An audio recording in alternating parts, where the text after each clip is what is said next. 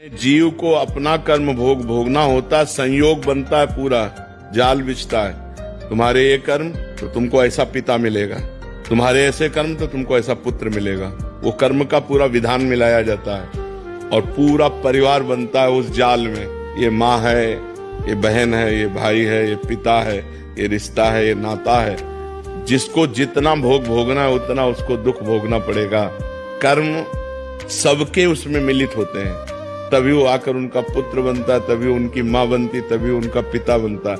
ऐसा नहीं कि केवल एक व्यक्ति का कर्म पूरे परिवार को दुख दे रहा है, नहीं, उसके भी कर्म उसमें जुड़े हुए हैं। पिता का पाप कर्म ऐसे पापी पुत्र को जन्म देगा जो जन्म से लेकर के मरण तक उसको नाना प्रकार के दुख ही दुख देगा।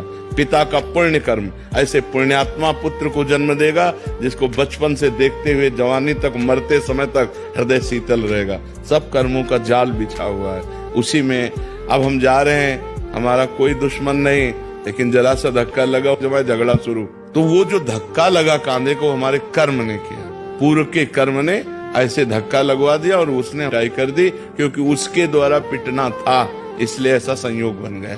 कर्मों का बड़ा सूक्ष्म स्वरूप है, उसका निर्णय करना बहुत कठिन है, वो तो केवल भगवान ही जानते हैं। सुनो भरत भावी प्रबल, बिलख कहो मुनिनाथ, हानि लाभ जीवन मरण जस अपजस विधि हाथ। वो विधान भगवान के हाथ में है।